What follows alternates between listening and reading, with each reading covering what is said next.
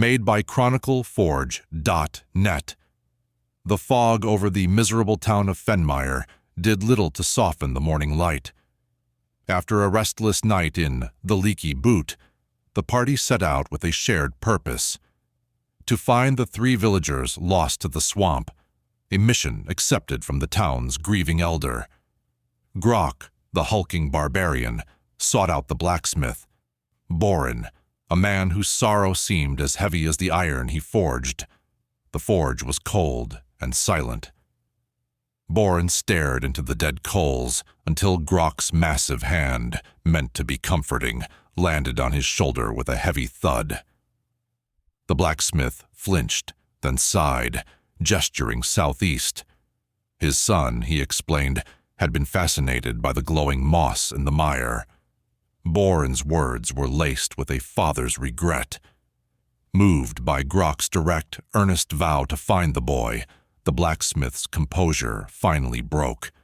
A single tear traced a path through the soot on his cheek as he pressed his small iron anvil charm into the barbarian's hand, a token for luck.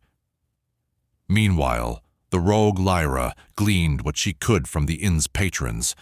They spoke in hushed tones of singing stones and a strange, glowing moss that was spreading through the mire with unnatural speed. With Ilara, the cleric's prayers for guidance, and Phelan, the warlock's curiosity, piqued by tales of residual magic, the party gathered at the town's edge and stepped into the fog-choked swamp. The path quickly dissolved into a treacherous tangle of roots and murky water. Lyra and Ilara navigated the terrain with skill, but Phelan was distracted by the swamp's bizarre flora. Grok, with a mighty but misplaced step, found himself swallowed to his chest by thick, stinking mud. With a grunt of begrudging respect for the mud's strength, he heaved his massive frame free, emerging covered in black sludge and smelling of rotten eggs, much to Lyra's amusement. After another hour, they found the source of the rumors, a clearing dominated by a circle of moss-covered standing stones that hummed with a low, magical energy. The ground and stones were alight with patches of pulsing, blue-green fungus. As Phelan cast a spell to detect the nature of the magic, his senses were overwhelmed by a storm of transmutation and enchantment. At that moment, a soft, tearing sound echoed from behind the largest stone. Lyra moved like a shadow, creeping around the stone to investigate. She stifled a gasp. One of the missing villagers stood there, her eyes a milky white, fungal growths creeping up her limbs like living vines. Before her stood a tall, slender creature made of mushroom caps and ropey mycelium, its faceless head tilted as it touched a tendril to the woman's forehead. She was utterly serene, a placid puppet. "It is ugly," Grok growled, his greataxe already in hand. "Grok will smash." The word smash was barely uttered before the creature's head snapped toward them. It let out a low, vibrating hum, and 2 more of its kind seemed to rise from the fungal ground.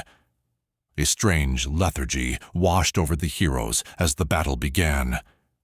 Phelan immediately answered with his own dark magic, unleashing a sphere of screeching tentacles and abyssal cold upon the lead creature. Ilara invoked her faith, and a host of glowing spirit guardians began to swirl around her, a beacon of light in the corrupted clearing. The fight was brutal. Grok's axe pulverized one of the fungal minions, while Lyra's daggers crippled the other. But the main creature, reeling within Phelan's vortex of darkness, unleashed its cruelest trick. It raised its arms, and the entire fungal network on the ground flared with light. From the trees stumbled the blacksmith's son and the 3rd missing villager, their eyes as vacant and white as the first. They were puppets, shambling forward to defend their master. Seeing the party hesitate to harm the innocents, Ilara had a stroke of divine inspiration. Channeling her holy power in a way she never had before, She unleashed her turn undead ability, not against the undead, but against the profane power controlling the living. A brilliant flash of silver light erupted from her holy symbol. The 3 villagers stopped dead in their tracks, their bodies momentarily their own. The psychic feedback sent the lead creature reeling in agony. It was the opening Lyra had been waiting for. Dashing into the momentary chaos, she found her mark. With a cry of righteous fury, she plunged both daggers deep into the back of the creature's mushroom-capped head. The natural perfection of the strike was undeniable. A final, wet crunch echoed in the clearing.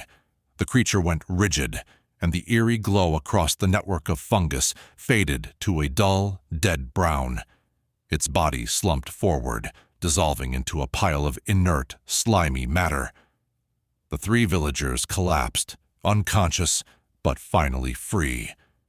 Their mission a success, the party roused the disoriented villagers and began the slow journey back to Fenmire, the distant town lanterns a welcome sight in the fading light.